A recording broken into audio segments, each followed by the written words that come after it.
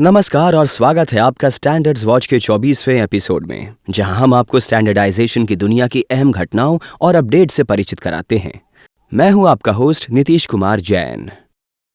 सर्दियां शुरू होते ही वाटर हीटर्स, रूम हीटर्स जैसे इलेक्ट्रिक उपकरणों की आवश्यकता बढ़ने लगती है। ये उपकरण बेहद उपयोगी साबित होते हैं, जो ठंड में हमारे रोजमर्रा के जीवन को आसान बनाते हैं। इसी मौसम में हवा अधिक प्रदूषित हो जाती है और ठंडी स्थिर हवा प्रदूषकों को ऊपर उठने नहीं देती, जिससे सांस लेना मुश्किल हो सकता है। ऐसी स्थिति में एयर प्योरीफायर मददगार साबित होते हैं, जो अंदर की हवा को साफ रखते हैं। लेकिन क्या आपने कभी सोचा है कि इन सभी उपकरणों की सुरक्षा और गुणवत्ता सुनिश्चित करने का काम कौन करता है? इस एडिशन में हम ब्यूरो ऑफ इंडियन स्टैंडर्ड्स द्वारा तैयार किए गए उन महत्वपूर्ण मानकों पर नजर डालेंगे, जो उपयोग में आने वाले इन उपकरणों को सुरक्षित, प्रभावी और गुणवत्तापूर्ण बनाते हैं। लेकिन सबसे पहले आइए नजर डालते हैं क्विक अपडेट्स पर।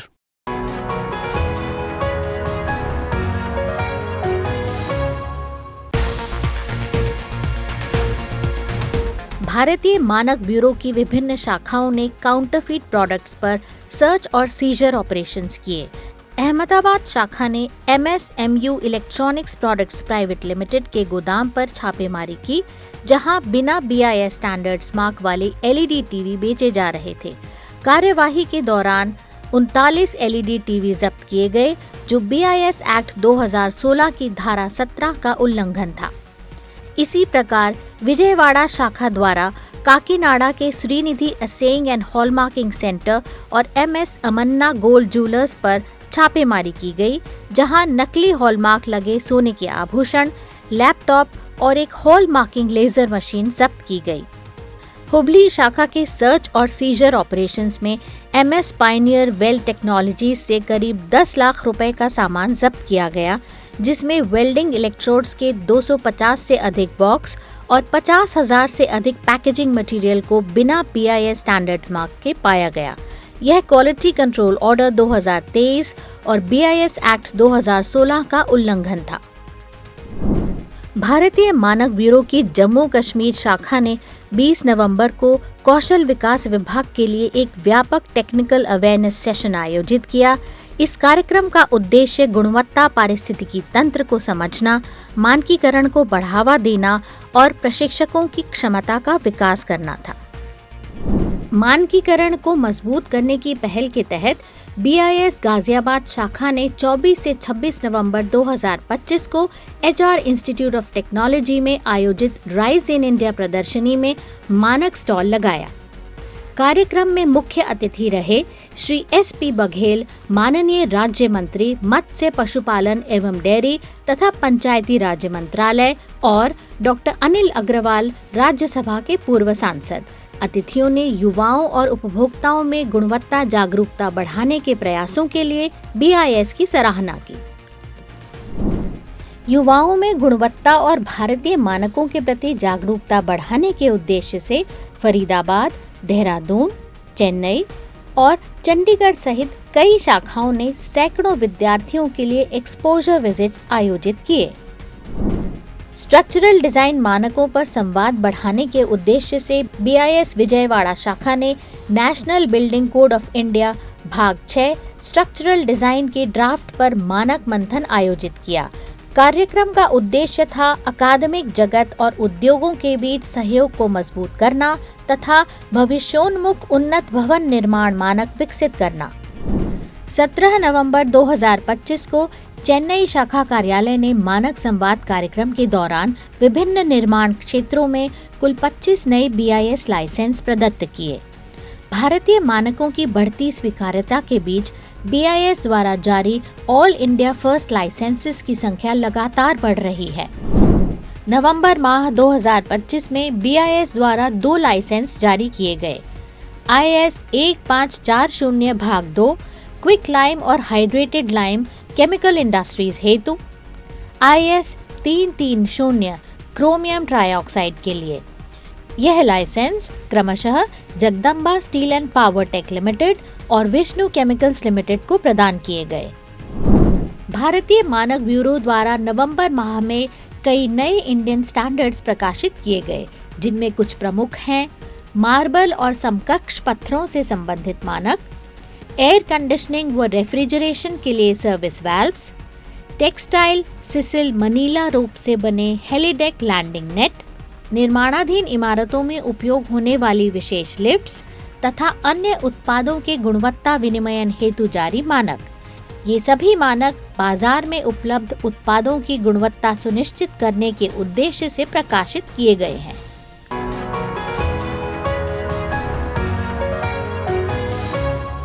सर्दियां आते ही हवा भारी हो जाती है और प्रदूषक कण वातावरण में एकत्र होने लगते हैं। नतीजतन हमारे वायुमंडल में धुंध और जहरीली परत बन जाती है। घर के अंदर की हवा भी हमेशा सुरक्षित नहीं होती। ऐसे समय में एयर प्योरीफायर बेहद महत्वपूर्ण भूमिका निभाता है। ब्यूरो ऑफ इंडियन स्टैंडर्ड्स ने portable electric indoor air purifiers के लिए एक व्यापक मानक तैयार किया है ताकि अंदर की हवा स्वच्छ रह सके। आइए इसे विस्तार से समझते हैं।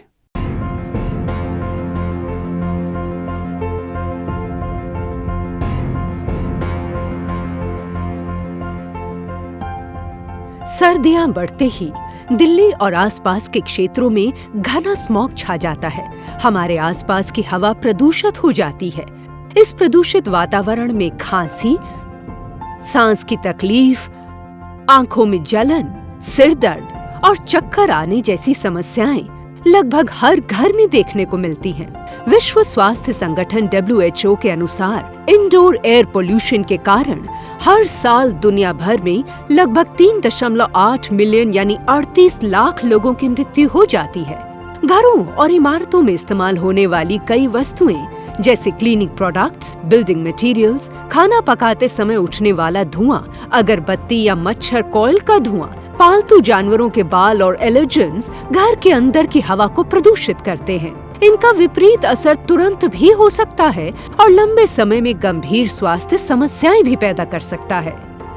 इसी चुनौती का समाधान है portable electric indoor air purifier का उपयोग। ये एक कॉम्पैक्ट इलेक्ट्रिक उपकरण है जो कि बंद जगह में मौजूद हवा को साफ करने की क्षमता रखता है।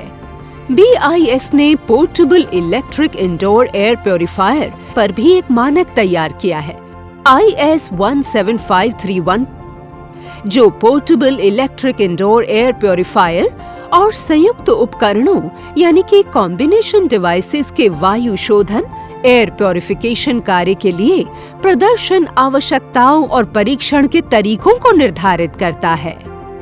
एक कक्ष की हवा में कई तरह के प्रदूषक मौजूद रहते हैं। वॉलेटाइल ऑर्गेनिक कंपाउंड्स, धूल, पार्टिकुलेट मैटर, पोलन्स, पालतू जानवरों के बाल, बदबू और सूक्ष्म जीव। इनकी सफाई के लिए अलग अलग एयर प्योरिफिकेशन टेक्नोलॉजीज का उपयोग किया जाता है।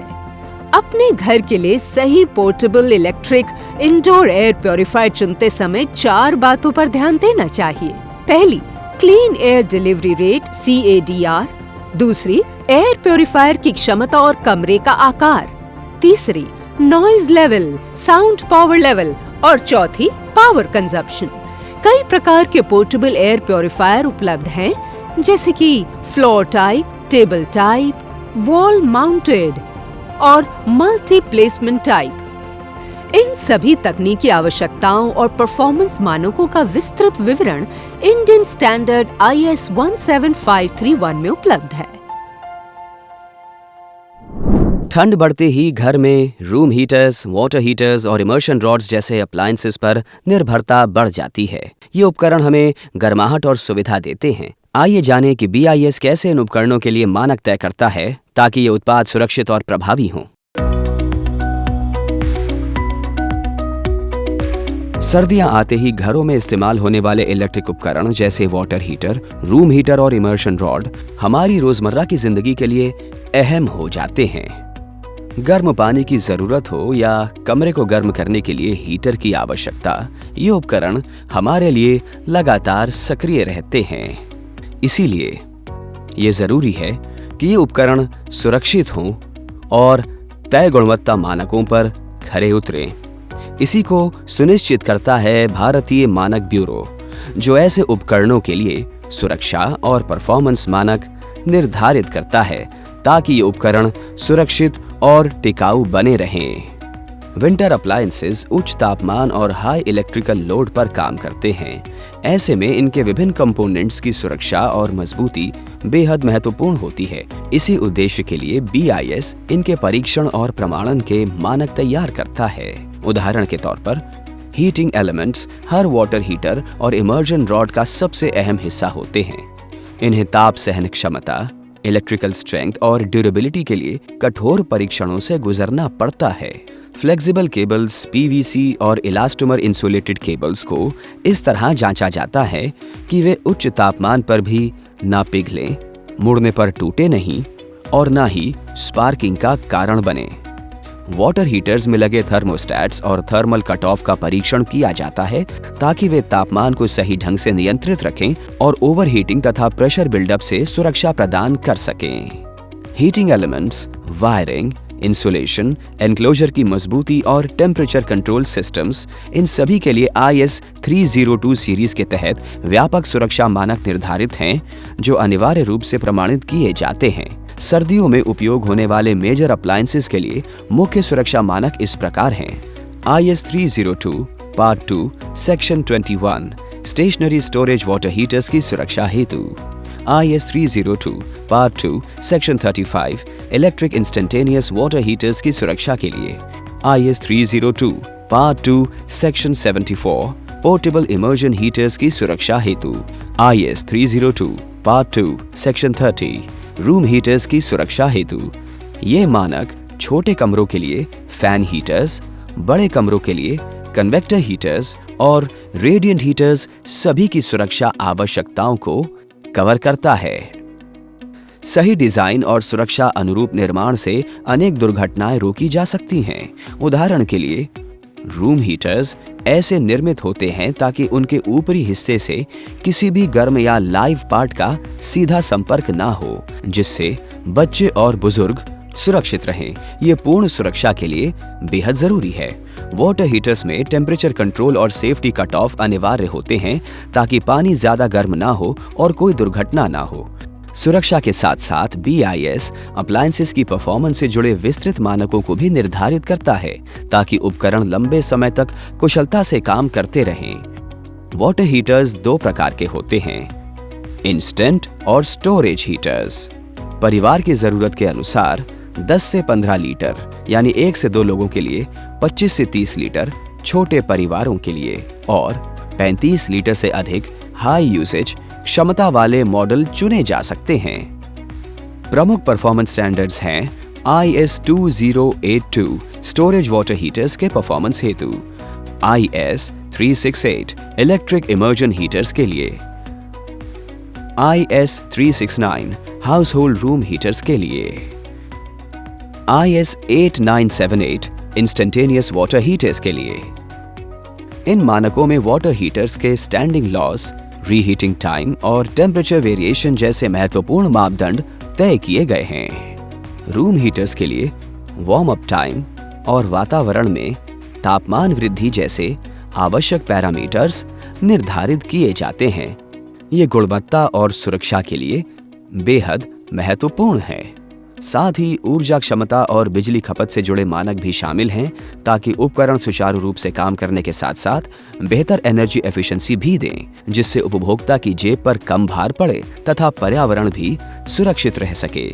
जब हम भारतीय मानक ब्यूरो द्वारा प्रमाणित उत्पाद चुनते हैं तो हम न सिर्फ अपने परिवार को सुरक्षित रखते हैं, साथ ही एक सुरक्षित तथा ऊर्जा सचेत राष्ट्र का निर्माण भी सुनिश्चित करते हैं। आपने देखा कि किस तरह मानक सुरक्षित और गुणवत्ता अनुरूप जीवन प्रदान करते हैं। आइए इस विषय को और गहराई से जानने के लिए देखते हैं हमारा सेगमेंट स्टैंडर्ड स्टॉक हमारे एक्सपर्ट्स के साथ। जहां श्री दीवान सिंह खोलिया, senior general manager R&D head, small domestic and kitchen appliances, centre for research and innovation, Havells India limited, इस विषय पर अपने विचार साझा करेंगे।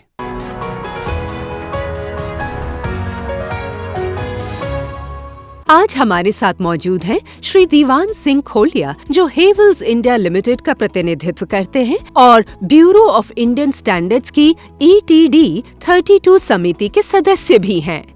इलेक्ट्रिकल उपकरणों के डिजाइन और उपयोग का सबसे महत्वपूर्ण पहलू सेफ्टी है।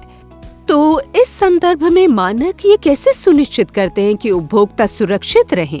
सर्दियों के उपकरण उच्च तापमान और इलेक्ट्रिकल लोड पर काम करते हैं।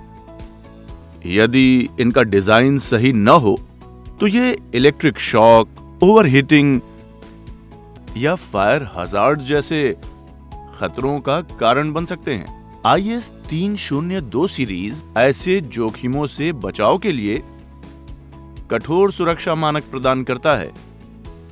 उचित इंसुलेशन और विश्वसनीय थर्मल कटआउट अनिवार्य हैं। मानक ये भी सुनिश्चित करते हैं कि किसी भी गर्म या लाइव हिस्से से दुर्घटनावश संपर्क न हो। सर, वाटर हीटर और रूम हीटर हर घर की एक महत्वपूर्ण आवश्यकता है। तो सर, इन हीटिंग अप्लायंसेस के मुख्य सुरक्षा पहलू क्या क्या हैं? प्लीज बताएंगे हमारे दर्शकों को। इनकी सुरक्षा मुख्य रूप से इनके क्रिटिकल कंपोनेंट्स पर निर्भर करती है।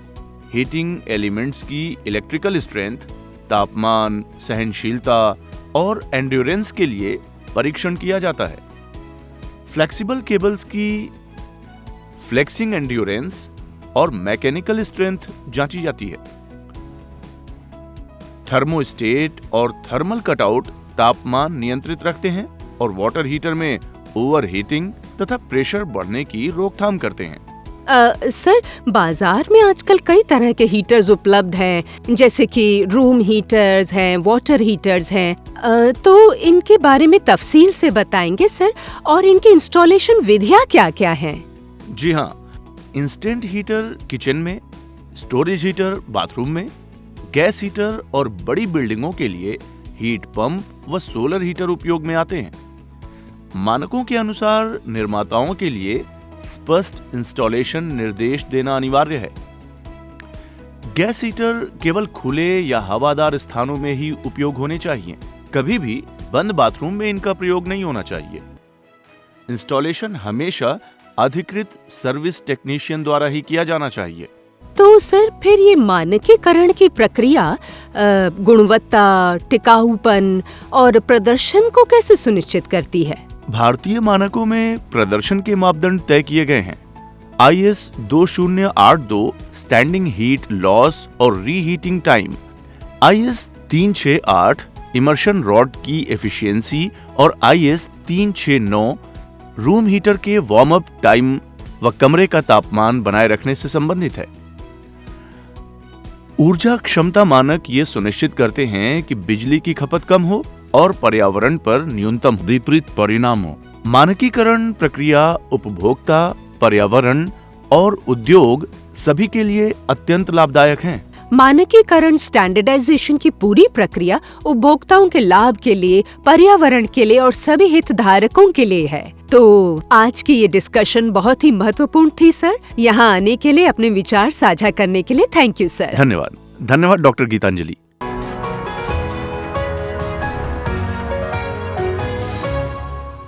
स्टैंडर्ड्स वॉच के इस संस्करण में बस इतना ही। जाने से पहले एक छोटा सा रिमाइंडर, अगर आप इलेक्ट्रिक अप्लायंसेस स्टैंडर्ड्स के बारे में और अधिक जानना चाहते हैं या आपको किसी भी उत्पाद की गुणवत्ता या प्रमाणिकता को लेकर कोई संदेह हो, तो BIS केयर ऐप डाउनलोड करके तुरंत उत्पाद की पुष्टि कर सकते हैं। अधिक जानकारी के लिए आप BIS की वेबसाइट पर विजिट कर सकते हैं या standardswatch@bis.gov.in पर हमें ईमेल भी कर सकते हैं। सतर्क रहें, गुणवत्ता चुनें और मानकों द्वारा मजबूत और सुरक्षित भविष्य का मार्ग प्रशस्त करें। नमस्कार।